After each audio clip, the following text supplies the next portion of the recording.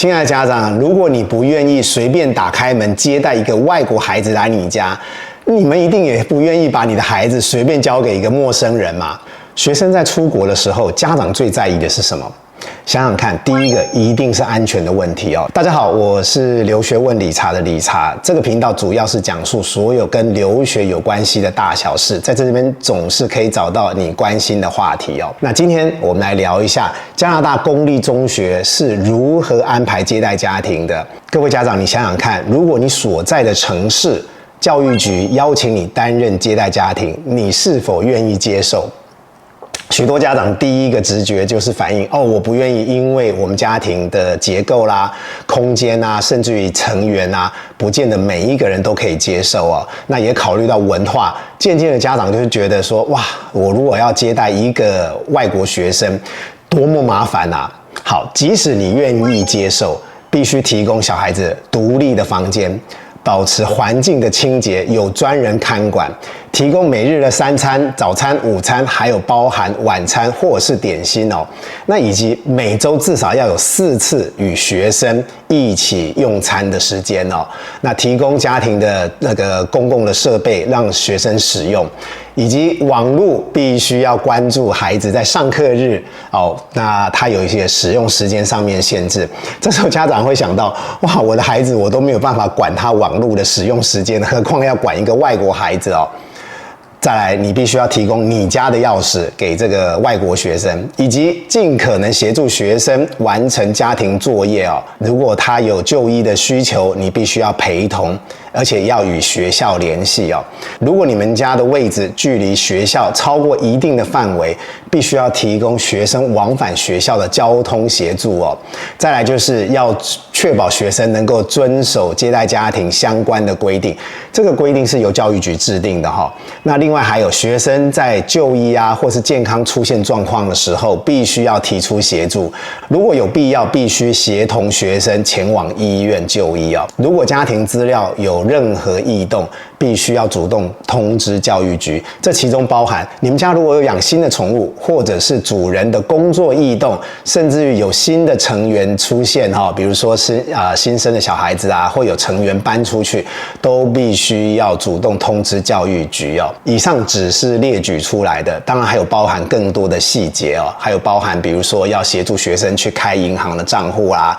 还有注意他上下课啦，那还有关注说他的出席率等等相关的细节，都是接待家庭的责任。听到这里，你是否还愿意接待一位外国学生呢？你还没考虑到语言能力的问题哦。家长一定也会好奇，海外为什么有这么多的家庭愿意担任接待家庭的工作呢？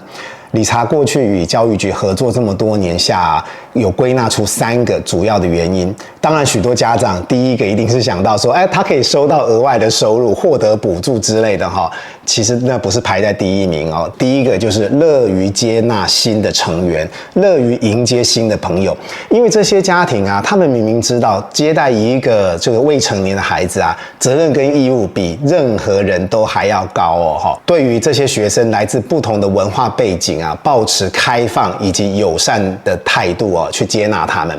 第二点主要原因就是乐于分享当地的生活。你想想看，如果你爱这个城市，你一定会乐于把这个城市的特色分享给外国朋友哦。那他们都是热衷在此的哈。那家庭也主动愿意带学生去认识当地的社区啦、文化啦，并且协助他们融入新的环境以及学习。那第3点才是增加额外的收入哦。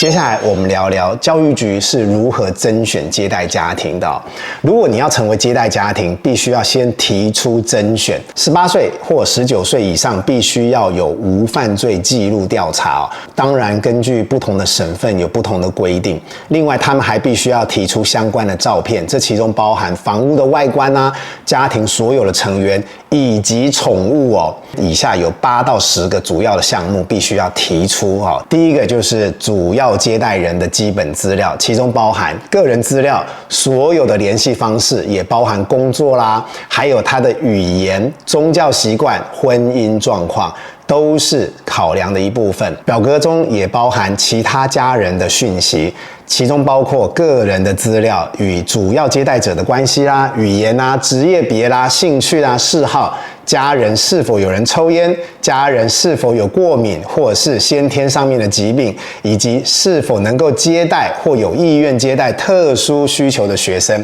比如说身心状况有特殊需要照顾的学生，或者是特殊饮食的学生。那这其中包含素食啦 ，vegan 啊 ，vegan 就是严守素食纪律者哈，他们是除了吃素之外，也不使用任何动物性产品哦，例如说真皮或者是那个羽绒衣，他们都不穿哦，这就是 vegan。那另外有一些学生可能因为先天过敏的关系，必须要有无麸质的饮食 （gluten free）。基本资料还必须要包含宠物的资料。具体形容是什么样子的宠物以及品种哦，还要包含介绍自己的房屋哦，比如说这个房屋的形式是独栋的复合式建筑啦、公寓大厦啦。里面有多少房间是可以腾出来接纳学生的哦？是否有紧急使用的房间？理查这边与教育局合作，所有的学生一律都是居住在单人房，必须要有对外的窗子。那另外还要介绍这个家庭的成员的活动以及嗜好，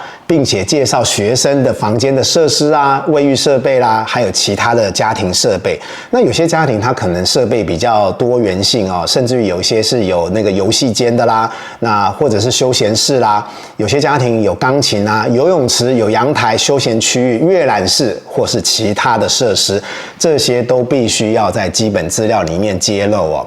那其中还有一个很重要的资讯，就是是否有接待的经验。那如果有的话，必须要叙述过去接待的经验哦。没有缺件之下，而且符合基本的要求，才会进行以下2个非常重要的程序。第一个就是线上的 interview， 他必须要确定所有的成员都是同意的，以及这个家庭是位在学区合理的通勤时间范围之内。完成所有的程序之后，教育局会进入第2阶段的实际访查。教育局会有专人到府上访谈，检查住宿家庭的设施啦，还有每个房间。当然，主要是以环境、清洁，还有房间是否有对外的窗子、卫浴设备啊，必须要是干湿分离的，还有寝具、书桌。最重要的就是火警警报器。那这些所有的程序都完成之后，讨论接待家庭未来跟学生之间的责任还有义务，这其中还包含了日常生活用餐。另外最特别就是接待家庭晚上必须要有25岁以上的成年人在家里面哦，不能让学生独自在家里面哦，以确保所有的成员都是同意的哦。好，看到这边，你是不是觉得哇，好多细节哦？那你还愿意担任接待家庭吗？因此，理查要跟大家分享哦，接待家庭真的非常非常难找，尤其是教育局底下的，因为教育局它的规定非常繁琐。因为他们都是属于学区制的关系哦，那当然这个接待家庭可能会有小孩在这个学校上课，当他们接送的时候，学校的海报可能就会有相关的讯息哦，以及邻居或者是有经验的朋友相关的分享哦。那再来就是学校他们都会提供这个新闻报，那家长都会收到，因此呢，这也引发家长的好奇以及热情哦。那当然有一些同学啊，他们因为班上有外国学生，那他们也会说，跟爸爸妈妈说，可不可以接待外国学生来家里面？他们也是觉得蛮酷的哈，因为他们可以多多学习不同的文化。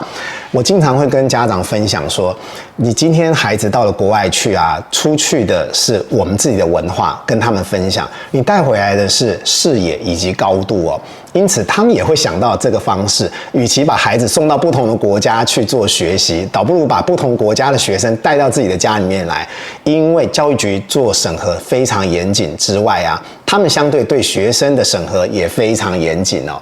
好，那家长肯定也会好奇，当地还有那么多房屋仲介，为什么当地的居民喜欢跟教育局合作，而不是当地的商业房屋仲介哦？那主要有几个原因，也是理查这几年下来跟教育局讨论的哈。第一个就是风险与责任是由教育局来承担。想想看，你要接待一个未成年的孩子，每天要关注他生活起居，照顾他3餐。如果换成是没有血缘关系的外国学生，亲爱家长，你愿不愿意接待他？所以就会有相关的责任哦，必须要由教育局来承担。第二点，教育局有明确的规定哦，比如说刚刚有提到的上网啊，还有一些生活的作息啊，教育局是有明确的规定哦。那各地的教育局是不太一样的哈，这边就不一一细说了。那第3点呢？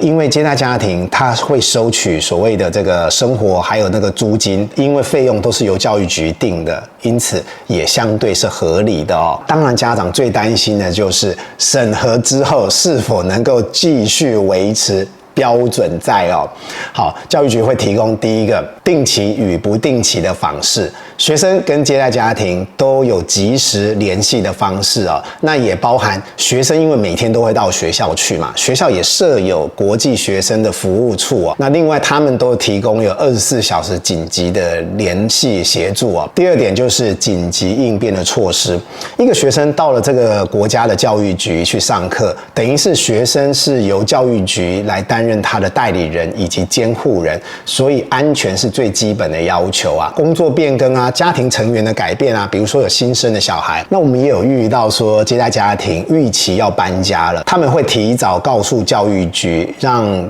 相关的人员协助学生搬到新的接待家庭去。安全不仅是外在的环境因素，还包含心理的层面哦。家庭的文化的敏锐度是非常重要的。教育局它有提供相关的资源以及支援哦，在实体或线上或是紧急联系窗口都能够提供协助，有效帮助学生以及接待家庭。那第二个就是语言上面的支持哦，接待家庭一定都是以英文为主要语言，因为我们国内的学生啊，在上英文课，大部分还是以学术英文为主。那日常生活当中的沟通，或许需要一点点时间做调试啊。那这些都是接待家庭会具体包容的一部分哦，他们也会多多鼓励学生能够参加社区性的活动以及家庭的活动哦。那当然，第3个还有很重要的就是节庆与假日哦，一定是跟接待家庭一起哦。当然有一些家长他会考虑朋友可以帮你孩子安排啊。第一个在审核的标准上面啊，如果是教育局的家庭，它有明确的审核规范。好，而商业的那个仲介或是自己安排，就是自己定标准。再来紧急协助的部分啊，教育局它是有24小时联系的窗口，但是如果说是自己安排，就只有在工作时间的时候，他们才会接电话哦。好，那再来就是有关相关的联系啊，比如说